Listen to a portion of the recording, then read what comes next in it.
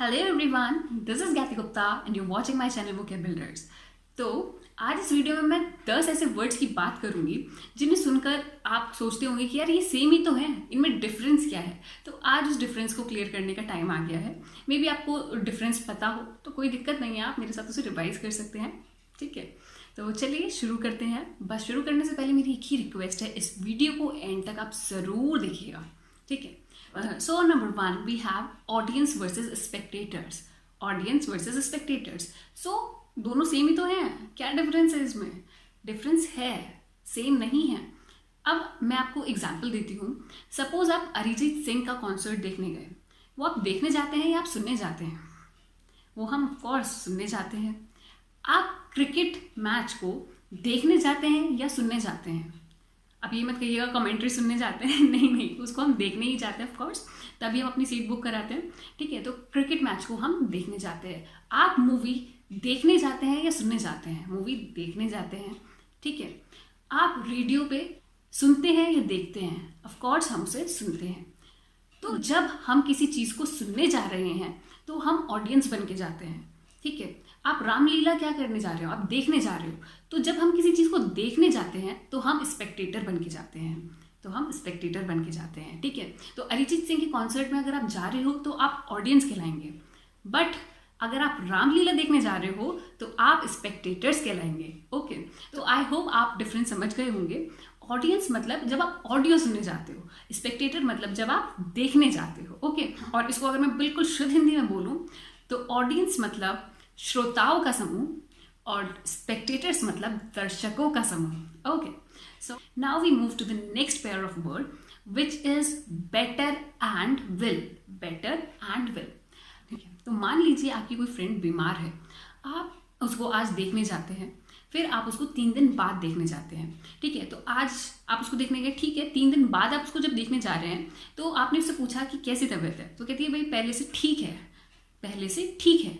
ठीक है, तो जब वो अपनी सिचुएशन इस तरह से बता रही है कि वो पहले से कंपेयर कर रही है, तब हम वर्ड यूज करते हैं better. Okay, that she is better now then she was a week ago. वो अब पहले के मुकाबले ज्यादा स्वस्थ है। ठीक है, तो जब हम कंपैरिजन वाली टोन लेकर आ रहे हैं तो हम यूज करते हैं वर्ड बेटर। बट वेल हम कब यूज करते हैं? वेल हम बोलते हैं जब इंसान पूरी तरह से रिकवर हो चुका हो, पूरी तरह से रिकवर हो जाता है तो हम यूज करते हैं वेल। तो अब आप उसको 1 महीने बाद विजिट करने गए, तब आपने उससे पूछा हाउ आर यू नाउ, तो उसने कहा आई एम वेल नाउ, मतलब अब मैं पूरी तरह से ठीक हूँ। ठीक है, तो बेटर हम यूज करते हैं जब हम कंपैरिजन कर रहे हैं, वेल हम तब यूज करते हैं जब हम बोल रहे हैं कि अब हम पूरी तरह से ठीक है। Okay, now moving to number 3 which is couple versus pair. तो पहले तो मैं आपको इसमें सिमिलैरिटी बता देती हूँ। जब हम कपल और पेयर वर्ड यूज करते हैं तो दोनों से ही हम 2 यूनिट्स को डिनोट कर रहे हैं, चाहे हम कपल यूज करें चाहे पेयर यूज करें, तो हम 2 जनों की बात कर रहे हैं या 2 चीज़ों की बात कर रहे हैं। ठीक है, पहले हम बात करते हैं पेयर वर्ड की। जब मैं पेयर वर्ड बोल रही हूँ, जैसे मैंने बोला है पेयर ऑफ सॉक्स, तो सॉक्स को मैंने डिनोट करा, मतलब कि 2 जुराबें मेरे पास हैं जो कि बिल्कुल आइडेंटिकल हैं। तो जब 2 ऐसी चीज़ों की मैं बात कर रही हूँ जो बिल्कुल आइडेंटिकल और सिमिलर हैं तो मैं वर्ड यूज़ करती हूँ पेयर। ठीक है, जब मैं 2 ऐसी चीज़ों की बात कर रही हूँ जो 2 सिमिलर नहीं हैं, जैसे कि कपल की बात करते हैं, कपल मतलब हस्बैंड एंड वाइफ या गर्ल एंड बॉय। ठीक है, तो गर्ल एंड बॉय डिफरेंस है, जेंडर डिफरेंस है, दोनों आइडेंटिकल तो नहीं है, तो इस वजह से मैं वहाँ पे ये वर्ड यूज़ करती हूँ कपल। ठीक है, तो अब हम इस कंक्लूजन पे पहुँचे हैं कि जब हम 2 बिल्कुल आइडेंटिकल चीज़ों की बात कर रहे हैं तो हम वर्ड यूज़ करते हैं पेयर, और जब हम 2 अनरिलेटेड चीज़ों की बात कर रहे हैं तो हम यूज़ करते हैं couple. Okay, couple. So now moving to number 4 which is weather versus climate. Weather और क्लाइमेट दोनों ही मौसम का हालचाल बताने के लिए हम यूज़ करते हैं। तो क्या डिफरेंस है? आप सोचिए, मैं वीडियो में आपको कुछ सेकंड का टाइम देती हूँ, आप अपने मन में सोच के रखिए जो भी डिफरेंस आपके दिमाग में आ रहा है। सोचो। चलिए ठीक है, अब मैं आपको बताती हूँ क्या डिफरेंस है। आप देखिएगा जो आपने सोच के रखा है और जो मैंने आपको बताया है क्या वो बिल्कुल सेम थे या नहीं। ओके, तो पहले मैं आपको बताऊंगी क्लाइमेट क्या होता है। जैसे मैं मोटा मोटा बात करूँ नॉर्थ इंडिया का, तो नॉर्थ इंडिया में गर्मी पड़नी स्टार्ट हो जाती है मार्च ऑनवर्ड्स, मार्च से लेके जून जुलाई तक रहती है। फिर उसके बाद हमारा मानसून आ जाता है, मिड ऑफ जून में मानसून आने लगता है। ठीक है, और तो फिर उसके बाद अक्टूबर में हमारा मौसम थोड़ा सर्द होना शुरू हो जाता है, ठंडी ठंडी हवाएं पुरवैया ये चलती हैं, ठीक है। अक्टूबर, नवंबर, दिसंबर, जनवरी, फरवरी हमारा ये ठंड का मौसम रहता है। तो मोटा मोटा एक यूजुअल कंडीशन अगर मैंने आपको बता दी तो उसे बोलते हैं हम क्लाइमेट। तो जैसे कि मैं अगर अप्रैल मंथ की बात करूँ तो अप्रैल में 30 डेज है।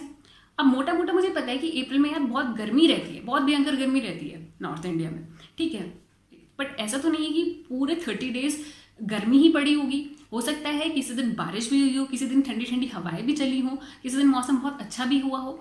बट अगर मैं यूजुअल कंडीशन बताती हूँ तो उसको मैं बोलती हूँ क्लाइमेट, ठीक है। वेयर इज वेदर क्या होता है, वेदर हमारा डेली कैलकुलेट होता है। जैसे अप्रैल में किसी दिन बहुत क्या कहते हैं बारिश पड़ी तो हम बोलेंगे आज वेदर बड़ा अच्छा है, ठीक है। तो वेदर क्या होता है, जो डेली कंडीशन है, और क्लाइमेट एक यूजुअल कंडीशन है over a period of time, ठीक। सो आई होप आपको समझ में आ गया होगा वेदर और क्लाइमेट का difference. Now moving to number 5 which is former versus latter. Former versus latter, okay. इन वर्ड्स को समझाने के लिए मैं आपको 2-3 लाइनें इंग्लिश में सुनाऊंगी। So let us start. Once upon a time, Ram and Shyam went to a jungle. The former saw a lion, whereas the latter didn't notice it. Okay. तो अब मैंने क्या बोला, पहली लाइन में मैंने राम और श्याम बोला। राम का नाम मैंने पहले नंबर पे लिया और श्याम का नाम मैंने दूसरे नंबर पे लिया। जब मैंने दूसरा सेंटेंस शुरू करा तो उसमें मैंने राम श्याम यूज़ नहीं करा, मैंने उसमें बोला फॉर्मर एंड लेटर। तो फॉर्मर से कैसे डिनोट कर रही हूँ, फॉर्मर से मैं डिनोट करती हूँ पहले सेंटेंस में जो मैंने पहले नंबर पे जिसका नाम लिया, ठीक है। और लेटर से मैं कैसे डिनोट करती हूँ, लेटर से मैं डिनोट करती हूँ पहले सेंटेंस में मैंने जैसे बाद में डिनोट करा, ठीक है। तो इसे याद भी आप ऐसे रख सकते हैं, फॉर्मर एफ से स्टार्ट होता है, लेटर एल से स्टार्ट होता है। तो एफ जो है अल्फाबेटिकली पहले आता है, तो फॉर्मर मतलब पहले वाला एंड लेटर मतलब लास्ट वाला, L for latter, L for last, okay. So I hope आपको फॉर्मर और लेटर समझ में आ गया होगा। तो इस एग्जाम्पल में फॉर्मर कौन है, राम, एंड लेटर कौन है, श्याम। तो आई होप आपको ये डिफरेंस समझ में आया होगा, और मे बी अगर आप गलती करेंगे तो आगे से आप ये गलती नहीं करेंगे। So with this I conclude today's video. अगर आपको ये वीडियो पसंद आया तो इसे लाइक करो। अगर आपने चैनल को अभी तक सब्सक्राइब नहीं करा है तो देरी किस बात की है, चैनल को जल्दी से सब्सक्राइब कर दो। जो भी आपके कमेंट्स हैं, सजेशंस हैं, वो आप कमेंट बॉक्स में डालो। वो जितना हो सकता है उतना शेयर करो। एक चीज़ और, वोकेबिलिटीज का एक इंस्टाग्राम पेज भी है, उसे आप ज़रूर फॉलो कीजिएगा। उसका लिंक मैं नीचे डिस्क्रिप्शन बॉक्स में प्रोवाइड करा दूंगी। तो मैं आपसे फॉलो करने के लिए इसलिए बोलती हूँ क्योंकि वहाँ पर मैं डेली क्विज पोस्ट करती हूँ एंड वो क्विज बड़े एंटरटेनिंग होते हैं। तो इसलिए मैं चाहती हूँ आप वो क्विज भी ज़रूर खेलिएगा, ठीक है। मैं मिलती हूँ आपसे नेक्स्ट वीडियो में। Till then stay healthy, stay safe, bye bye.